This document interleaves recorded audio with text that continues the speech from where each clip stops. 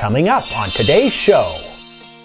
Who's coming into your workspace? If it's just you and it's only some colleagues, then you might have a little bit more flexibility. Right. And how about photos that might be considered, like here we are on vacation last year, but I'm on the beach in a bikini or something. And so you're letting the person know that you agree and you're smiling, you're nodding, and that quasi-verbal. You're not really saying things, you're just going, yes.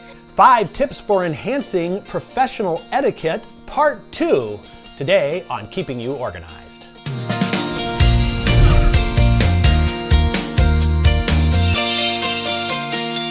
Well, welcome to Keeping You Organized. Today we are going to continue a show we started last time where we were talking about 5 tips for enhancing professional etiquette, kind of the organizing for the person versus organizing your stuff.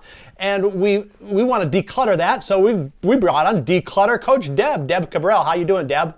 I'm good, John. How are you today? Great. Well, listen, let's recap quickly. We have these 5 points. We covered 3 in the last episode, so people can go back and watch or listen to that. But yes, let's just cover those real quick, if you could. So the first one was pay attention to how you dress. And really quick, the tip would be to make sure that you know what the dress code is at the organization that you work for, and don't be afraid to ask to review the policy or where you can get the policy. The second thing was mind your cubicle manners. Again, we're working in open environments. We really have to make sure that we're not interrupting people, that we're really, maintaining that personal space and making sure that we give people privacy that they need, even in that open workspace.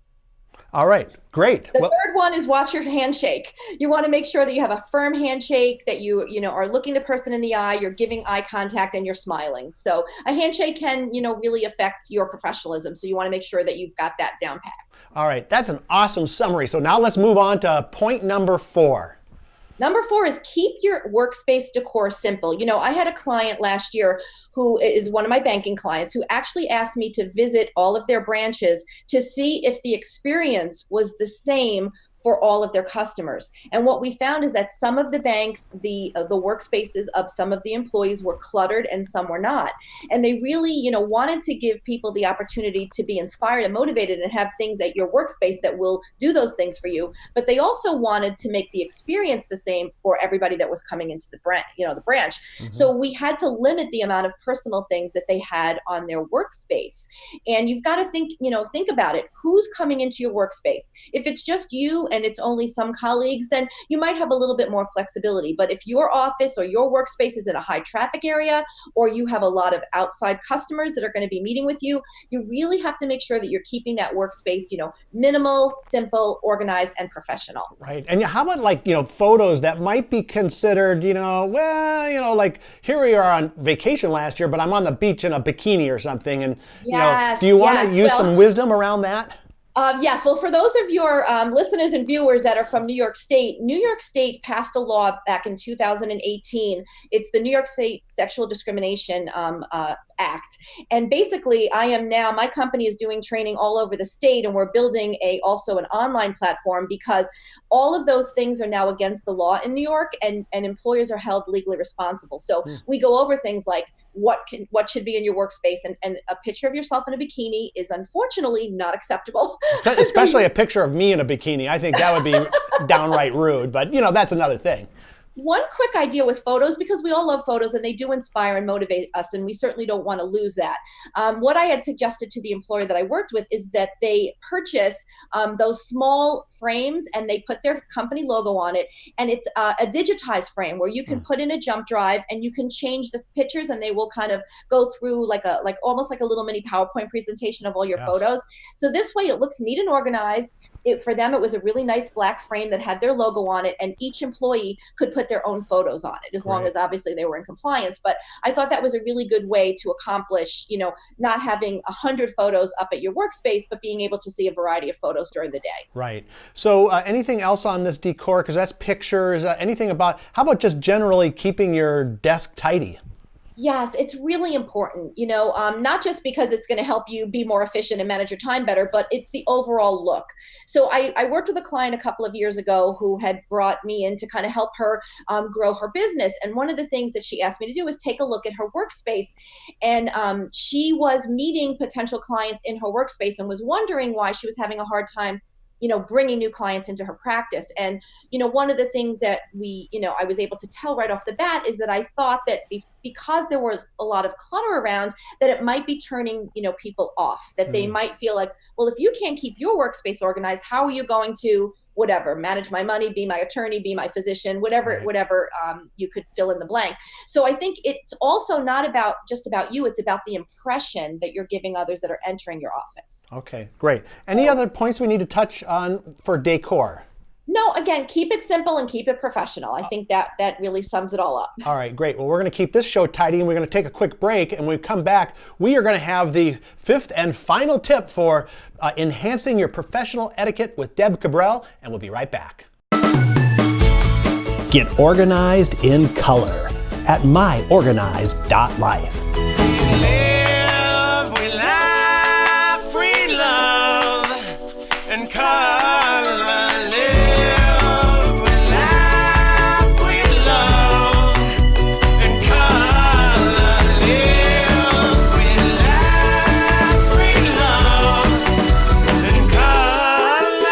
myorganized.life. We're back now on Keeping You Organized, talking about enhancing your professional etiquette. 5 tips for this. This is part 2 of that show where last time we did number 1 through 3. Before the break, we did number 4, and we have Deb Cabral. Deb, we're all waiting for tip number 5. Tip number 5 is be a good listener. Listening to others in the workplace is so important. One of the things that I teach in a listening class that I love to really, I teach it a lot, is listen with the objection to really understand the person. That's the whole purpose of listening. You really want to understand where are they coming from, rather than listening to respond. And many of us, we may hear what someone's saying, but all we're doing is waiting for them to stop speaking so that we can, respond right away. And we really want people to start listening to understand what the other person's saying and not listen just to respond. And that's a big shift for a lot of folks. Mm-hmm. It really is. Well, I've managed people over my years here, and even at Smead, I have a lot of people reporting to me, and it seems like communication is always the number one issue that kind of drives, conflict and things like that. And listening really is the key piece to that, isn't it? It is. That should be our next show, John.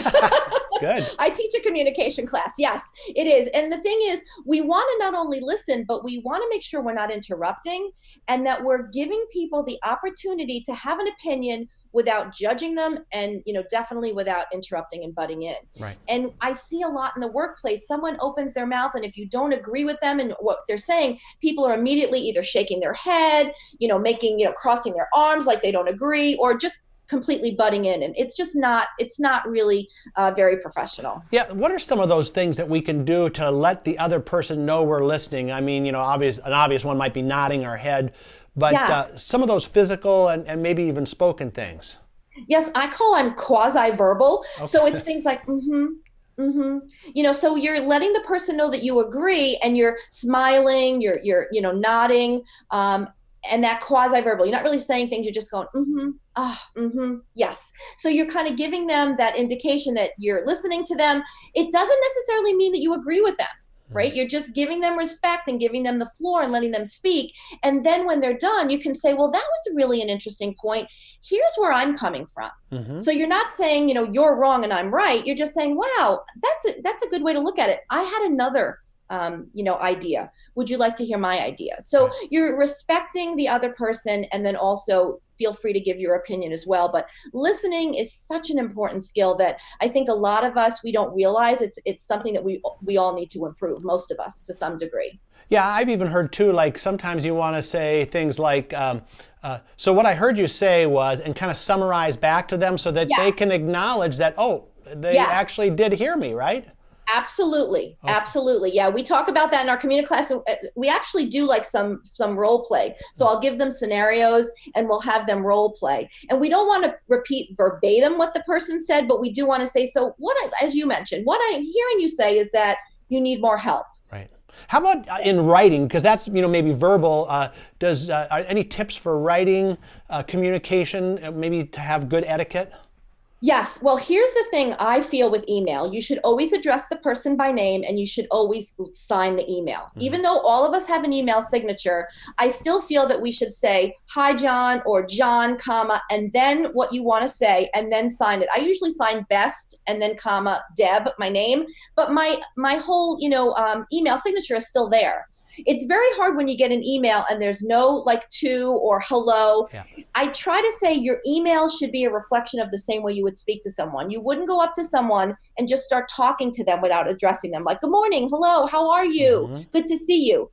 But sometimes you get an email and it's just like, boom, there's no salutation at all. There's no ending. It's just kind of there. So again, that's a whole other, thing we could do about email etiquette, but I really feel that you need to address the person and then you need to, close the email as you would a standard letter if we were still doing those, which we're not doing many of those today, but right. I still feel that professional look and that grammar is really important.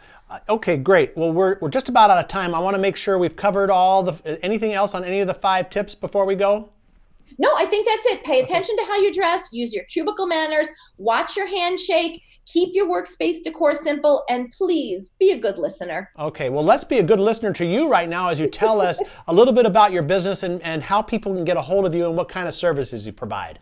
Yes, so I have 2 divisions to my company, the Declutter Coach, DC, and then the second division is DC Efficiency Consulting. The Declutter Coach, we handle residential and some work organizing. You can catch us at decluttercoachdeb.com. You can also catch episodes of our television show, Organization Motivation, or our news segments, Organize in 60 Seconds, all off the Declutter Coach website. We also have another division, DC Efficiency Consulting, where we do corporate training, consulting, and coaching, and that is dceffconsult.com. So please check us out. We're pretty active on social media, and we love to hear from all of our Smead listeners. Awesome. Well, Deb, this has been great. This has been a great 2 shows. I think if people take this to heart, this getting yourself organized personally as it relates to etiquette is a really strong thing. So, and we'll have to get back to you on that other podcast episode just about the etiquette of communication, because I think there's I think that would be a great one for the listeners and viewers. All right, well, folks, there you have it. Now you've got some tips that you can use to boost up your etiquette game and be more professional in the workplace, and then come back next time right here on Keeping You Organized.